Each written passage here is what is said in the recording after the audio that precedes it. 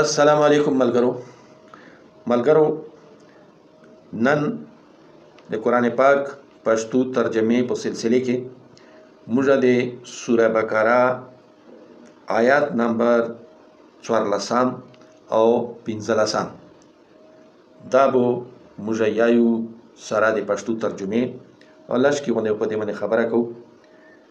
ملګرو چلو شروع کوو. بسم الله الرحمن الرحیم. شروع کوم د الله نوم سره چې ډیر مهربانه ده، ډیر رحم کوونکی والا ده. و اذا لقوا الذین، او چې دوی ملویږي هغو خلکو سره، یعنی او چې څه وخت دوی ملویږي هغو خلکو سره. و اذا لقوا الذین، او چې څه وخت دوی ملویږي هغو خلکو سره آمنو چې هغو ایمان وروړه ده. قالو، نو دوی ویته یای آمنا، موږ هم ایمان وروړه ده، موږ هم د ایمان ولا یو، موږ هم مؤمنینو کې یو.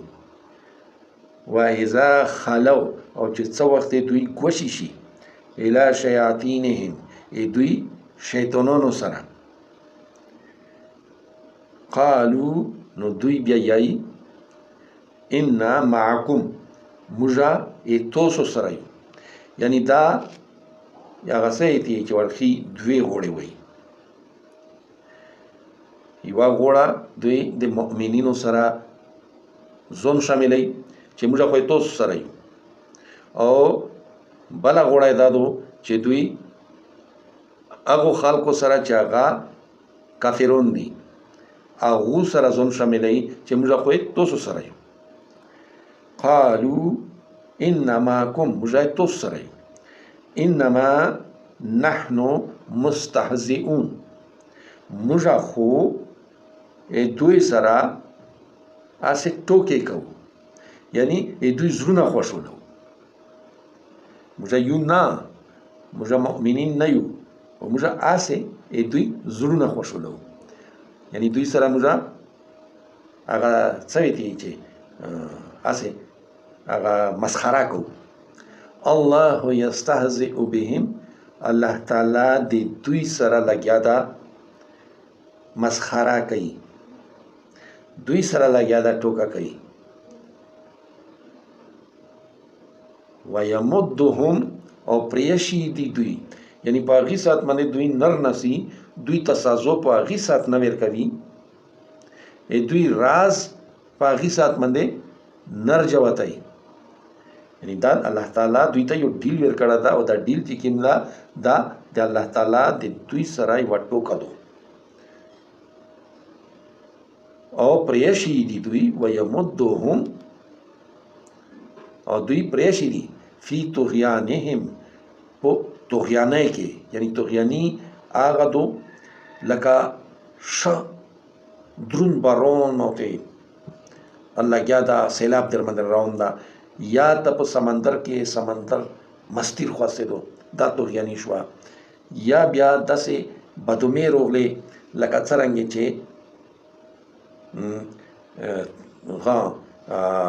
قوم عاد باندې بدومې روغلې وي، یعنی داسې بدومې روغلې.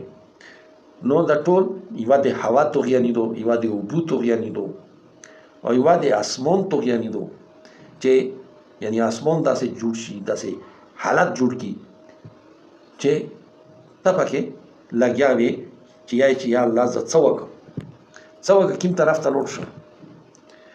ویمدهم فی طغیانهم یعمهون، اوس تو په زړه کې ډور شته چې زه دغې نه ځان بچ کړم، او دالې ته ړوند یې، او تو ته د وتلو لیارو هم پاته نه لګي.